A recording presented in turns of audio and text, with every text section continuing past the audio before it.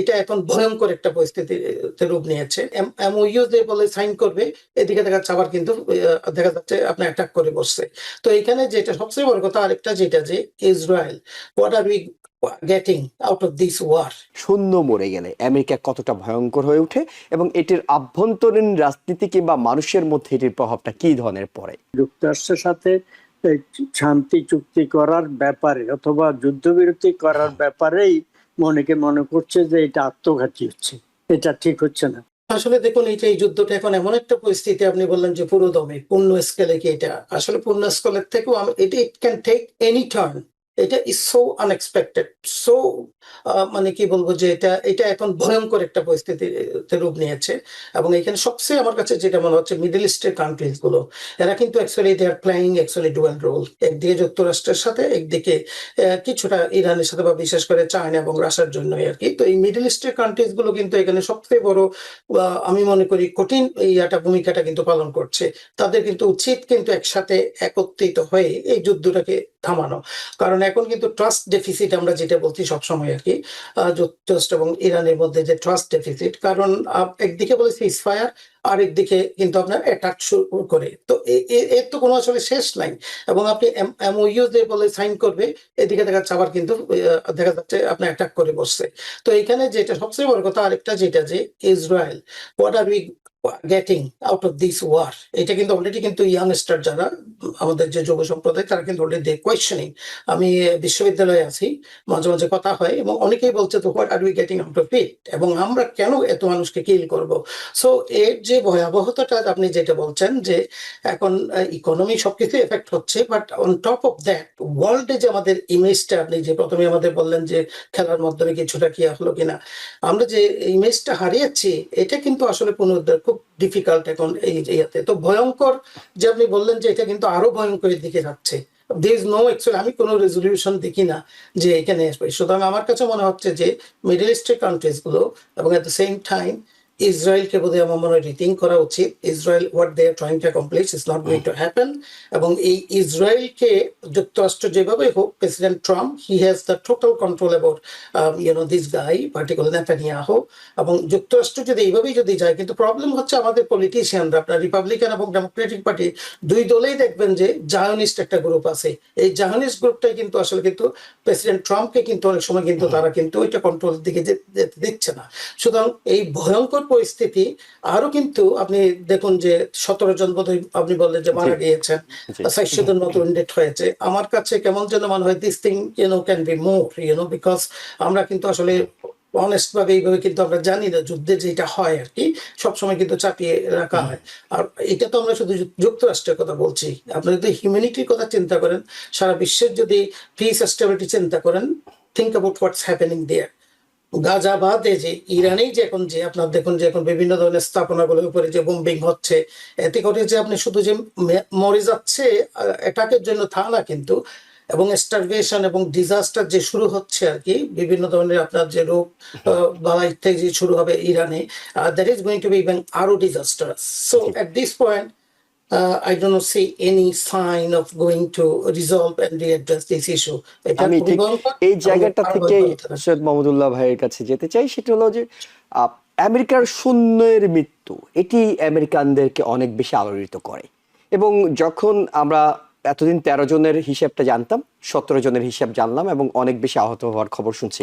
শূন্য মরে গেলে আমেরিকা কতটা ভয়ঙ্কর হয়ে ওঠে এবং এটির আভ্যন্তরীণ রাজনীতি কিংবা মানুষের মধ্যে এটির প্রভাবটা কি ধরনের পড়ে?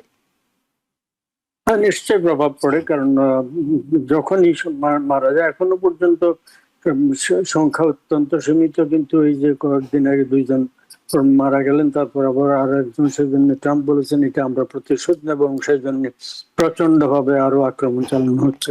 প্রফেসর মাদ্দার সাহেব অত্যন্ত বিস্তারিত ব্যাখ্যা করেছেন। তো যাই হোক, আমি যেটা বলতে চাচ্ছি হচ্ছে যে গত সপ্তাহে আমরা উভয় কথা বলার সময় ট্রাস্ট ডেফিসিট কথা বলেছিলাম, সেটা এখনো আছে। সেটা হচ্ছে কি, এখন কতগুলো ফ্যাক্টর এখানে।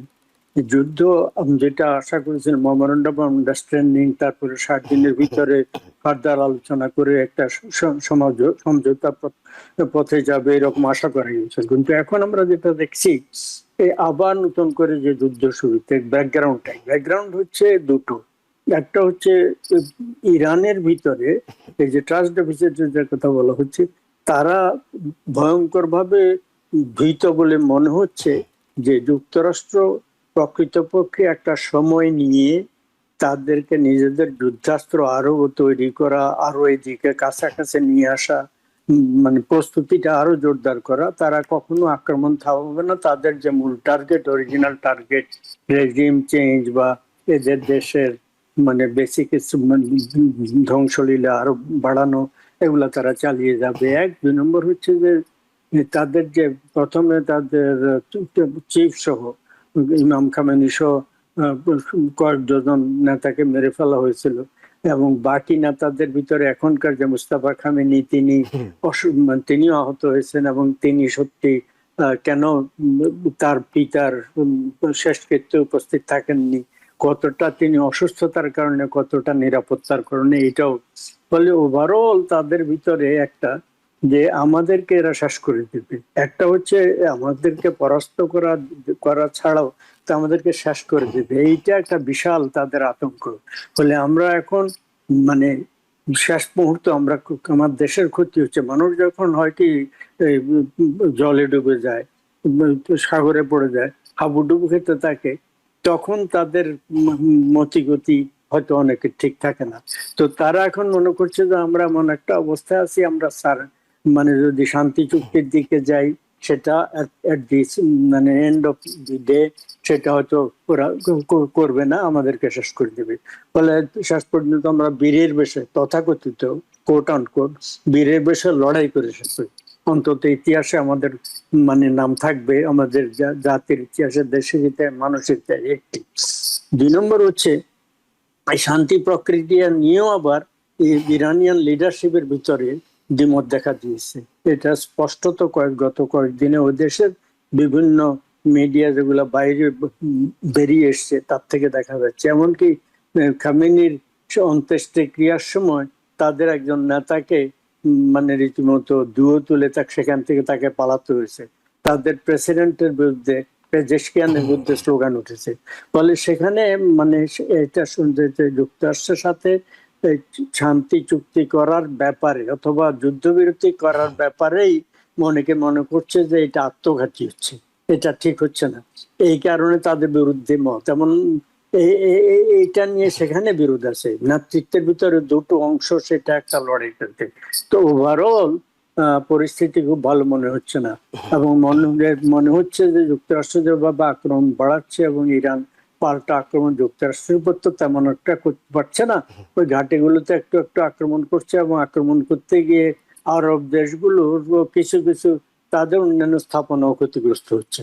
মানে মূলত যুক্তরাষ্ট্রের ঘাটিগুলোতে আক্রমণ করছে, কিন্তু আশপাশে অনেক সময় আরো ক্ষতি হচ্ছে। তো এই কারণে আরব দেশগুলো তাদের উপরে বিরক্ত হচ্ছে, ক্রুদ্ধ হচ্ছে, ক্ষুব্ধ হচ্ছে। তো এতে করে হচ্ছে কি, তারা এমনিতেই তো তারা মানে আরব দেশগুলো একটি ছাড়া অন্যান্য সব দেশেই সুন্নি মেজরিটি, ওভারওয়েলমিং মেজরিটি। তো তারা এমনিতেই মানে বিধর্মী অন্য ধর্মের যে লোকের চাইতেও একই ধর্মের বিরোধী গ্রুপ শিয়াদের ব্যাপারে তাদের মত আরো বেশি বিরূপ, আর ইরানের ব্যাপারে তারা আরো বেশি বিরূপ। কারণ ইরানে মানে মোল্লাতন্ত্র যাই হোক, গণতান্ত্রিক একটা সিস্টেম তারা চালু করেছে তাদের মতো করে।